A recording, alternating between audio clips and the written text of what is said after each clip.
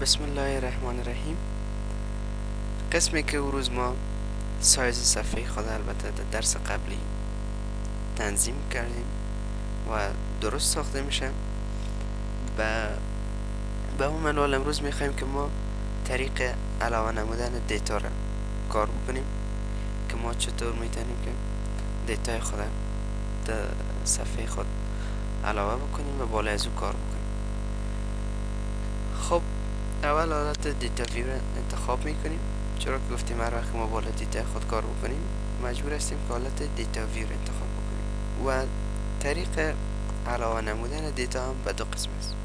یکی از گزینه اد دیتا میشه و یکی هم از طریق آرک کاتالوگ که در این قسمت دیده میشه با نام کاتالوگ یک تب دیده میشه، میتونیم که از این طریق اد بکنیم. خب فعلا طریق اولش اد دیتا را از قسمت خود اد دیتا میخوایم که کار بکنیم. بالا از کلیک میکنیم، میبینیم که فولدرها را برای ما نشان میده و ما دیتاهای ما وقتی که بالاش کار میکنیم معلوم دار است که از قبل در قسمت سیف شده است، یعنی هم دیتابیس ما در جای سیف است. فعلا ما فولدر اینجا درک نداریم، با اون خاطر میایم بالای connect to folder کلیک میکنیم، از اینجا آدرس برش میدیم، میگیم my computer drive D GIS data and collection.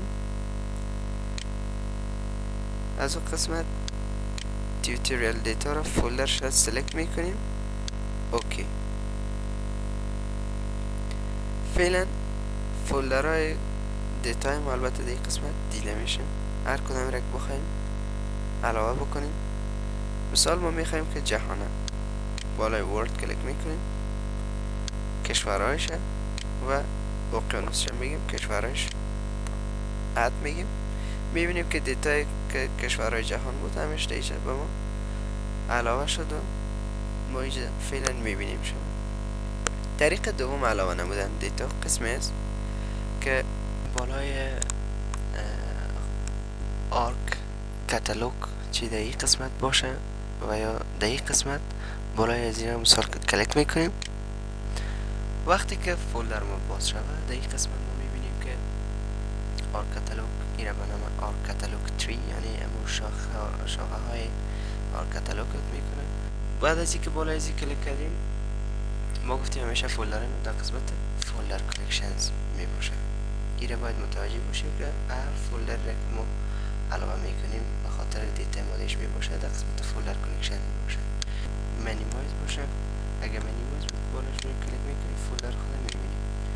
در صورتی که اگر فولدر ما موجود نباشه خب باز میتونیم از قسمت کانکت تو فولدر ما برای فولدر علاوه بکنیم. مثلا در قسمتی که باشه بالایش میریم و اوکی میکنیم، فولدر علاوه میشه.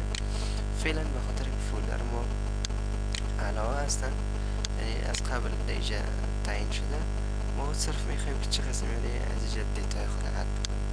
دوباره بالا از اینجا کلیک میکنیم، میایم در قسمت خود ورد. از قسمت ورد این بار میخوایم که اقیانوس ها را علاوه بکنیم. بالای اقیانوس کلیک محکم گرفته و مستقیم در صفحه خود میاریمش و کلیک اعلام میکنیم. باید یک شکل بر ما در آمد. یعنی این فعلا بر ما یک چیز مجهول است. به اون خاطر ما گفتیم که همیشه باید در قسمت drag and drop آدم باید متوجه بود. میایم بالای اوشین کلیک محکم میگیریم، میاریمش در قسمت پایین country کلیک رها میکنیم، میبینیم که موقعیت خود جهان البته بر روی آب نشان میده که یعنی تمام جهان آب به قسمی که اگر در نقشه ها هم دیده باشیم آب است و باز در بالای آب این پلیت های خشک قرار گرفتن. این هم به می قسم یک شکل است. این بود درس امروز ما، تا درس بعدی خدا نگهدار.